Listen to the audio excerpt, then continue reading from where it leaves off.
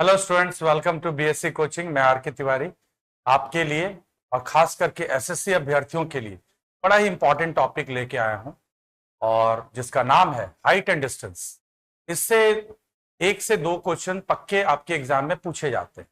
SSC, CGL, CHSL, MTS, जिस exam की बात करो इसमें पक्के 1 से 2 नंबर के सवाल हाइट एंड डिस्टेंस से पूछे जाते हैं। तो आज हम आपको एक नया तरीका, एक शॉर्टकट टेक्निक बताने जा रहे हैं कि हाइट एंड डिस्टेंस के सवालों को आप सेकेंडों में कैसे सॉल्व करो। तो सबसे पहले ध्यान रखने योग्य बातें, पहले कुछ बातें जान लो कि हाइट एंड डिस्टेंस में किन बातों का ख्याल रखना है। अगर मैं कहूं, ध्यान से देखिएगा, अगर सबसे पहले एक बात बताना चाहूंगा, हाइट एंड डिस्टेंस में 2 प्रकार के एंगल का फॉर्मेशन होता है। एक होता है एंगल ऑफ एलिवेशन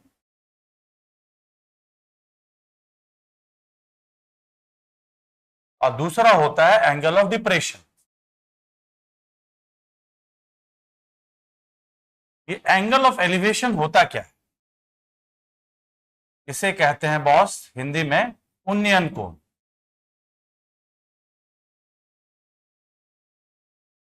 जब आप बॉटम से टॉप की तरफ देखते हो तो जो भी एंगल फॉर्म होगा वो एंगल ऑफ एलिवेशन कहलाएगा, फ्रॉम बॉटम टू टॉप।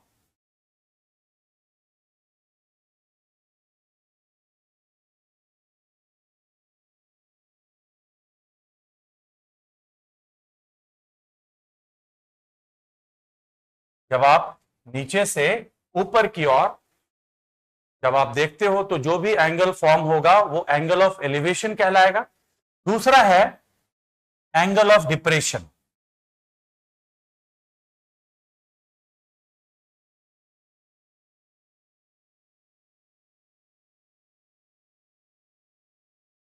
अवनमन कोण।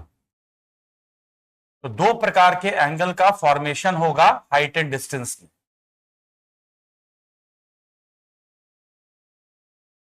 From top to bottom.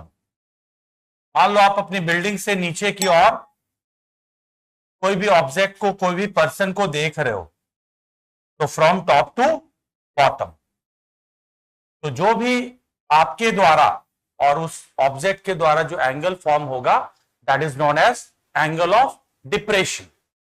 यही फर्क है एंगल ऑफ एलिवेशन और एंगल ऑफ डिप्रेशन में।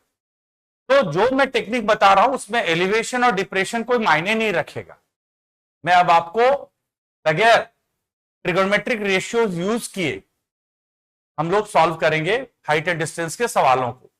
अभी तक आप बचपन से टैन, साइन, कॉस ये सब का प्रयोग करते आए होंगे, लेकिन इसके बगैर भी हम लोग क्वेश्चन सॉल्व कर सकते हैं बस रेशियो से। अगर मैं कहूं कि यहां पे अगर 30 डिग्री का एंगल बन रहा है,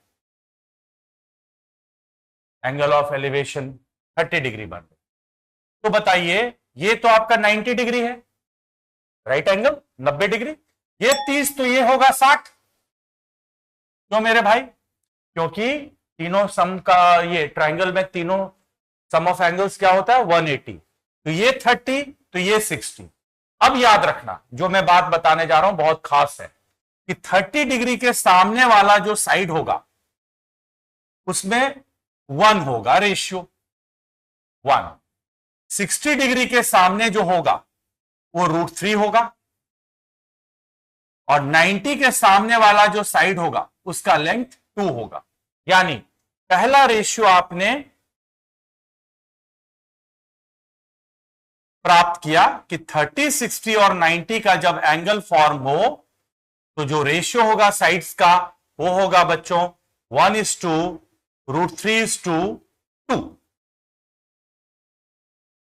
1:√3:2, करेक्ट। अब आप कहोगे कि सर जी अगर यहां 60 बनेगा, अभी तो यहां पे आपका 30 डिग्री बना था कोण, यहां अगर 60 बनेगा तो ये 60 तो ये 30 क्या इनवर्स हो जाएगा ना। तो 60 के सामने वाला अभी मैंने बताया क्या होगा √3, तो ये साइड √3 हो जाएगी और ये साइड 1 और इसके सामने ये 2 का 2 ही रहेगा। वही पाइथागोरस थ्योरम से ये 2 लाया जा रहा है, चिंता मत करना, क्योंकि एच स्क्वायर बराबर P square plus B square. तो आपको बस ये मात्र याद रखनी है, बाकी सारी चिंताएं दूर कर लो। यानी यही रेशियो होगा, 60 डिग्री के सामने √3, लेकिन ये साइड इस बार √3 हो जाएगा, क्योंकि यहां 30 यहां 60 बन रहा था, यहां 30 बन रहा था तो ये 1 हुआ, यहां 60 हुआ तो ये √3 हुआ। तो अगर पलट दें हम लोग तो 60 के सामने वाला ये भुजा जो हो जाएगी, ये साइड जो हो जाएगी, वो √3 के इक्विवेलेंट होगी, बराबर होगी, और 30 के सामने वाला जो होगा वो 1 होगा। ये क्यों मैंने 30-60 का कॉम्बिनेशन लिया, क्योंकि अक्सर हाइट एंड डिस्टेंस में आप पाओगे कि जो एंगल का फॉर्मेशन होता है वो अमूमन 30 डिग्री 60 डिग्री वाली होती है सवाल। ओके, अब बोलोगे सर 45 डिग्री अगर होगा तो?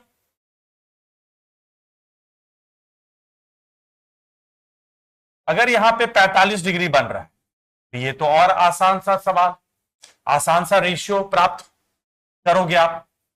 ये 45 तो ये भी 45, तो इसके सामने 45 डिग्री के सामने जो साइड होगा वो 1 होगा, ये भी 1 होगा, ये भी 1 होगा, और 90 डिग्री के सामने जो होगा वो √2 हो जाएगा,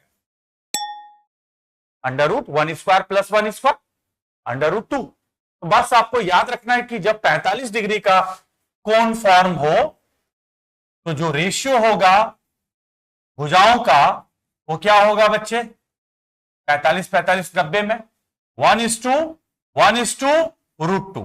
बस इन चीजों का ध्यान रखिए और क्वेश्चन आप सेकेंडों में बनाइए। बस यही मेरा सुझाव था, सजेशन है आप सभी के लिए। तो जब 30 डिग्री कोण बनेगा तो इसके सामने वाला जो साइड का लेंथ होगा वो 1 यूनिट का होगा, 60 यहां 30 यहां तो 60 यहां, तो इसके सामने जो बेस हो जाएगा वो √3 का हो जाएगा। लेकिन जब 60 का बनेगा दोस्त तो इसके सामने ये वाला हो जाएगा √3 और 30 के सामने वाला ये हो जाएगा 1, ये 2 का 2 ही रहेगा। 90 डिग्री के सामने वाला याद रखना, मैंने एरो से इसे ये कर दिया, रिप्रेजेंट कर दिया। अब इसी को ध्यान में रखते हुए अब सीधे हम लोग पूछे गए सवाल, एसएससी के में पूछे गए सवाल को लेते हैं। अब देखते हैं इसका प्रयोग, इसका एडवांटेज आप कैसे उठा सकते हो, बेनिफिट कैसे उठा सकते हो। तो ये रहा पहला सवाल। पहला सवाल में कहा जा रहा है प्यारे बच्चे कि find the angles of elevation when shadow of a stick is √3 times its length.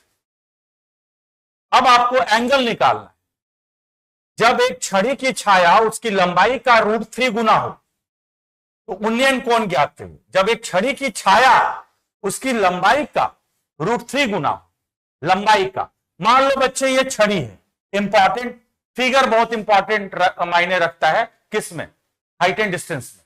ये छड़ी है और इसका बोलता है कि जो छाया का लंबाई है ना, उस छड़ी की छाया यानी the angles of elevation when shadow of a stick is shadow. Shadow तो बाबू ये होगा, ये छड़ी है तो इसकी छाया कहां बनेगी? यहां, यहां सूर्य की किरण है, अगर स्टिक पे छाया लगा, ये स्टिक है, खड़ा स्टिक है, तो छाया तो इधर बना। तो छाया का जो लेंथ है, कहा जा रहा है कि एक छड़ी की छाया उसकी लंबाई का √3 गुना, लंबाई मान लो ये 1 है तो ये हो गया √3। छाया शैडो जो है, shadow of a stick is √3 times its length, length का √3 गुना है कौन? छाया। अब आप बताओ दोस्त, अभी हम बताए थे कि √3 यहां कब आता है? जब यहां 60 हो, 60 डिग्री हो, तब ना यहां √3 आता है। 60 के सामने वाला ना √3, तो यहां बच्चे बताओ ये तो 90 डिग्री है, ये कितना डिग्री का कोण बनाएगा? 30। 30 के सामने ना 1, तो कितना एंगल बनाएगा? एंगल ऑफ एलिवेशन कितना बनाएगा? 30 डिग्री। यानी इस सवाल का आंसर होगा, डंके की चोट पे आप कहोगे 30 डिग्री होगा सर। बन गया। चलिए अब दूसरा सवाल लेते हैं, ध्यान रखिएगा इन बातों का। अब सेकेंड क्वेश्चन जो है, जैसा कि आप देख सकते हो, length of a thread from a kite to a point on the land is 90 metre It makes angle of 60 degree with the land. Assuming that there is no slickness in the thread, find the height of the kite. पतंग से जमीन पर एक बिंदु तक धागे की लंबाई 90 मीटर है। धागा जमीन से 60 डिग्री का कोण बनाता है। यह मानते हुए कि धागे में कोई फिसलन नहीं है, पतंग की ऊंचाई क्या ज्ञात कीजिए। पतंग की ऊंचाई, अब पतंग है, पतंग उड़ रहा है ऐसे, ये देख सकते हो पतंग है, मान लो ये पतंग है, धागा यहां, कोई व्यक्ति जब पतंग उड़ाएगा तो धागा यहां रखेगा, ये धागा है, तो धागे का लंबाई दिया हुआ है दोस्त, कितना 90 मीटर, और कितना एंगल बना रहा है प्यारे, एंगल जो बना रहा है कितना 60 डिग्री का। Thread makes an angle of 60 degree, ये 60 डिग्री है। अभी जैसे मैंने रेशियो के हवाले से बताया, क्या होता है प्यारे, 60 के सामने बॉस √3, 30 के सामने 1 और 90 के सामने 2। तो ये 2 जो है 90 मीटर के बराबर है प्यारे। 2 की वैल्यू दी हुई है 90 मीटर, तो 2 बराबर 90, तो 1 बराबर 45। क्योंकि हमें हाइट निकालनी है पतंग की जमीन से, ये जमीन है, ये पतंग की हाइट है, तो √3 का मान निकाल लो। 1 बराबर 45, तो √3 का मान 45 √3। तो पतंग की ऊंचाई कितनी होगी मेरे प्यारे दोस्तों, प्यारे बच्चों, 45 √3 ना, जो कि किस ऑप्शन में गिवन है, फर्स्ट ऑप्शन। हो गया आंसर। बगैर tan sin यूज किए आप बना सकते हो आज के बाद।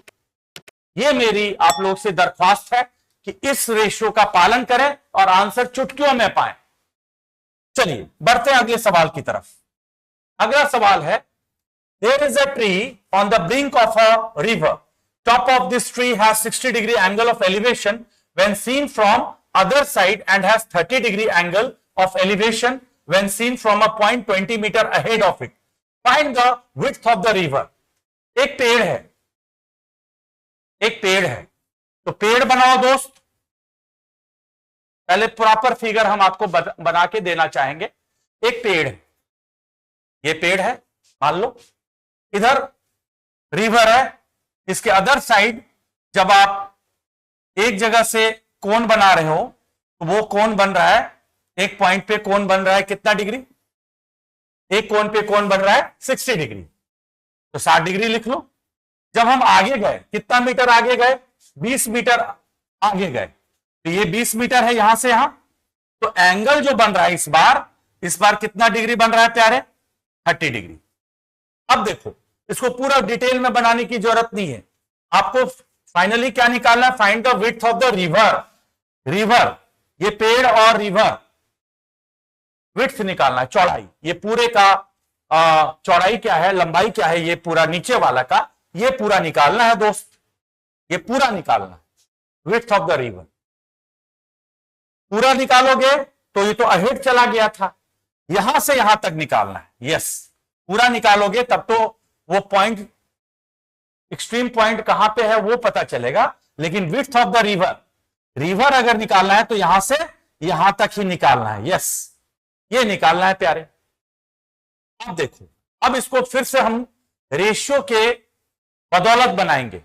पहले बताओ, पहले छोटा वाला ट्रायंगल जिसमें 60 डिग्री बन रहा है, इसके सामने बोलो क्या होगा, √3, तो इसके सामने ये 1 जो कि 30 डिग्री। इसको लेने का तो जरूरत ही नहीं, क्योंकि इसका तो कोई काम है नहीं इस सवाल के सॉल्यूशन में, क्योंकि हमें तो रिवर की चौड़ाई निकालनी है। ओके, ये पार्ट निकालना है, ध्यान रखिएगा, ये पार्ट निकालना है दोस्त। अब बड़ी वाली ट्रायंगल लो तो, जिसमें 30 डिग्री बन रहा है, 30 डिग्री, तो बताइए ये पार्ट 1 और ये पार्ट दोस्त 60 हो जाएगा, इसके सामने √3। अब आप बताइए, दोनों ट्रायंगल में कॉमन कौन है, कॉमन हाइट, ये बराबर होना चाहिए कि नहीं, दोनों त्रिभुजों के लिए, दोनों ट्रायंगल के लिए ये पार्ट बराबर होना चाहिए, जबकि अभी अलग अलग है रेशियो, तो इसको बराबर करो मेरे प्यारे। तो बराबर कैसे करेंगे, यहां 1 को √3 बनाना है तो √3 से इंटू कर दो, तो ये अगर इंटू √3 हुआ तो इसका ये भी पलटेगा, क्योंकि रेशियो तो बदलना नहीं चाहिए, तो ये भी चेंज होगा। अब बताइए ये पार्ट कितना आ गया, फिर से √3।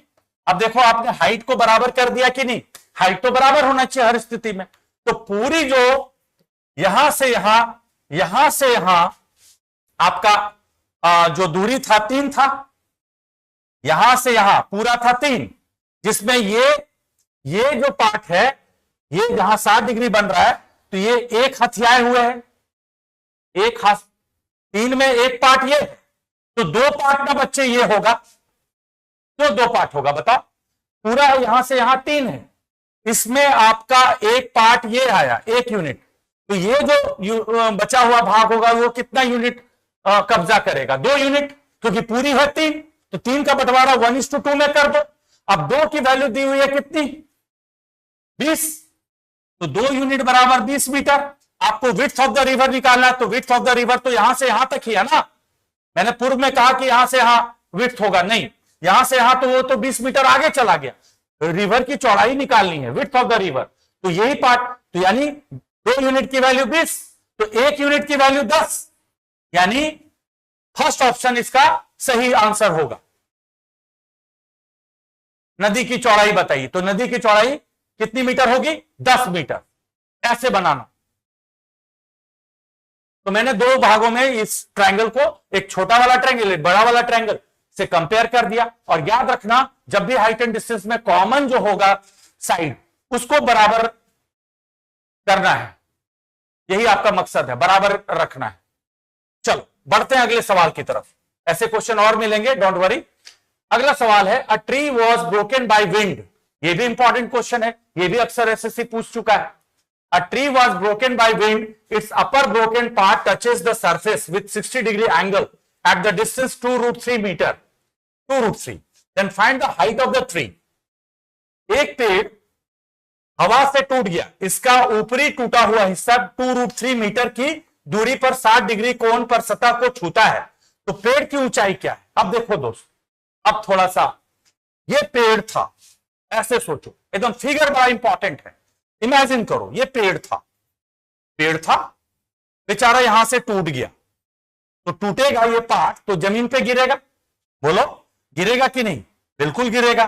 तो जैसी जमीन पे गिरा, तो जो जमीन पे गिरा हुआ हिस्से का ये दिया हुआ है डिस्टेंस कितना, a tree was broken by wind, its upper broken part touches the surface with 60 degree angle at the distance 2√3। एक पेड़ हवा से टूट गया, इसकी ऊपरी टूटा हुआ हिस्सा 2√3 की दूरी पर 60 डिग्री कोण पर सतह को छूता है, तो पेड़ की ऊंचाई क्या है, दूरी पर, कितनी दूरी पर गिरा, 2√3 की दूरी पर।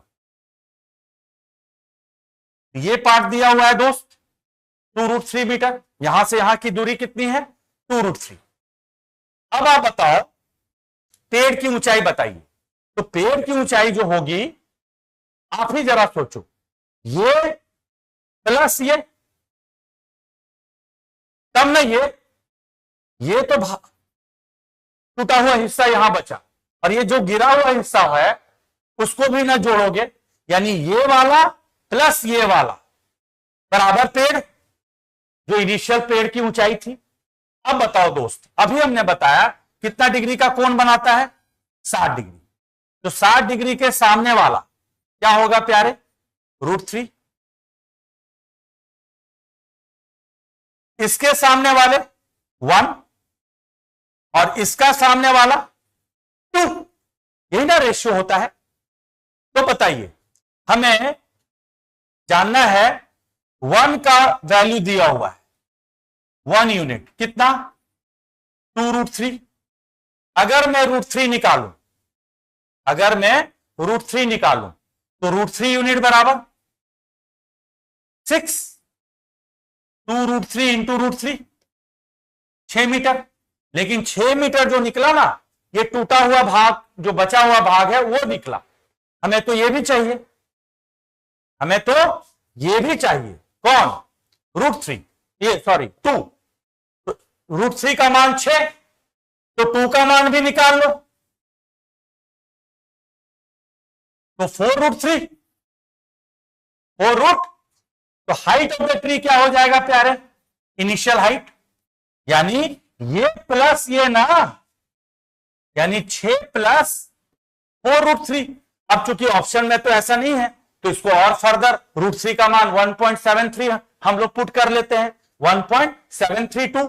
तो क्या करोगे, 6 प्लस 4 इंटू 1.732, 4 से गुना करो, 4 इंटू 1.732 इंटू 4 करो, 4 इंटू 17328 1.732 सॉरी इंटू 4 करो, तो 2 चौके 8, 3 चौके 12 के 2 कैरी 1, 7 चौके 28 से 29 के 9 कैरी 1, 1 29 सॉरी कैरी 2 6 6.928 तो 6 प्लस 6.928 ये प्यारे बच्चे 12.928 12.928 बताने वाला कौन है, ए है।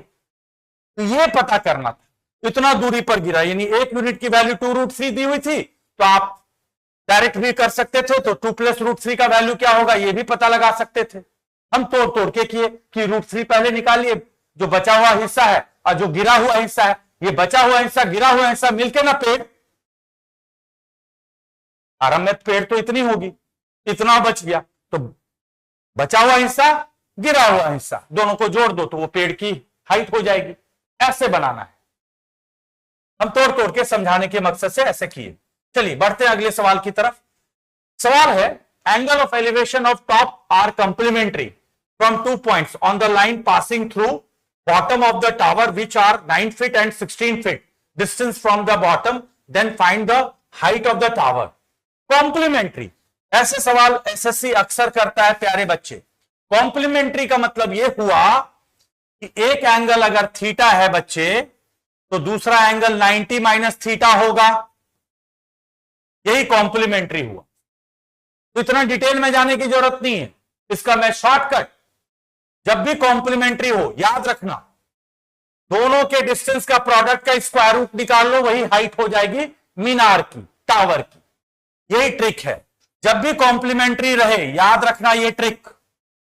पूरा डिटेल में तो हम लोग को पता ही है, टैन वैन लेकर के हम लोग लाएंगे डिटेल में, लेकिन हम ये वीडियो बनाने का एक ही मकसद है कि आपके वक्त को बचाना, आपको एसएससी एग्जाम क्लियर कराना, यही हम लोग का ध्येय है, मकसद है। तो आप बस याद रखना कि जब भी एंगल कॉम्प्लीमेंट्री बोले, मैंने फिगर के जरिए समझा दिया कि कॉम्प्लीमेंट्री क्या होता है, कि एक एंगल थीटा होगा तो दूसरा एंगल 90 माइनस थीटा होगा, क्योंकि दो एंगल्स जब मिलेंगे, जब 90 डिग्री होगा वो कॉम्प्लीमेंट्री कहलाता है, जब 180 डिग्री होगा तो उसे कहा जाता है सप्लीमेंट्री। तो जब कभी भी कॉम्प्लीमेंट्री वाली बात हो तो दोनों जो 9 फीट और 16 फीट दिया हुआ है, उन दोनों का क्या करना, अगर हाइट निकालनी है h बराबर √9 इंटू 16, यानी हाइट जो होगी 144, square root of 144 is 12 metre ना, 12 फीट सॉरी, जो भी है मीटर फीट में, तो 12 फीट हो जाएगी हाइट मीनार की। तो ये ट्रिक याद रखना, जब कभी भी हाइट एंड डिस्टेंस में कॉम्प्लीमेंट्री वाला क्वेश्चन हो तो दोनों के प्रोडक्ट का स्क्वायर रूट, डिटेल में भी आप यही हालात पाओगे। इसलिए मैं मकसद को पूरा करने के लिए मैं आपके सामने डायरेक्ट एक ट्रिक बता दिया कि जब कभी भी कॉम्प्लीमेंट्री वर्ड यूज हो तो दोनों के प्रोडक्ट का क्या करना, स्क्वायर रूट निकाल लेना। ओके, चलो ऐसे सवाल एक और आगे आएंगे तो आपको पता चलेगा। A ladder is inclined against the wall at the height of 10 metre, ladder makes 30 degree angle with surface, then find the distance of the bottom of the ladder from the wall. अब देखो बच्चे क्या है, एक सीढ़ी दीवार के सहारे 10 मीटर की ऊंचाई पर झुकी हुई है और सतह से 30 डिग्री का कोण बनाती है, तो दीवार से सीढ़ी के निचले भाग की दूरी ज्ञात कीजिए। देखो कितना इंटरेस्टिंग क्वेश्चन है। ये वॉल है, वॉल दीवार, और ये है लैडर सीढ़ी। सीढ़ी को तो आप ऐसे ना दीवार पर टिकाते हो, ये सीढ़ी लैडर कितना डिग्री का कोण बनाती है अकॉर्डिंग टू क्वेश्चन, 30 डिग्री। तो 30 डिग्री। अब कहता है a ladder is inclined against the wall at the height of 10 metre, एक सीढ़ी दीवार के सहारे 10 मीटर की ऊंचाई पर झुकी हुई है और सतह से 30 डिग्री का कोण बनाती है। तो दीवार से सीढ़ी के निचले भाग की दूरी ज्ञात कीजिए, यानी ये पार्ट निकालना है, ये पार्ट। और किसकी ऊंचाई दी हुई है? Height against the wall at the height of, एक सीढ़ी दीवार के सहारे 10 मीटर की ऊंचाई पर झुकी हुई, 10 मीटर, यानी वॉल दिया हुआ है कितना मीटर? 10 मीटर। तो ये 30, तो इसकी वैल्यू बताओ बच्चों 1 रेशियो में, तो इसकी 60, यानी ये हो जाएगा √3। तो 1 बराबर 10, तो √3 बराबर 10√3 मीटर, 10 ऑप्शन सी। उड़ा दो ऐसे क्वेश्चन को, 10। ठीक है, ये 10 मीटर लंबी दीवार थी और एक सीढ़ी झुका हुआ था, कितनी दूरी पर? ये वही तो निकालना है, दीवार और सीढ़ी के बीच का डिस्टेंस, यानी 1 यूनिट की वैल्यू 10, तो √3 यूनिट की वैल्यू, इसकी तो जरूरत ही नहीं है। अगर लैडर का ये पूछता, लेंथ पूछता, तो 2 बराबर क्या होता वो निकाल लेते, तो 1 बराबर 10, तो 2 बराबर 20 हो जाता। यानी इसका आंसर है आपका 10√3। चलो बढ़ते हैं अगले सवाल के।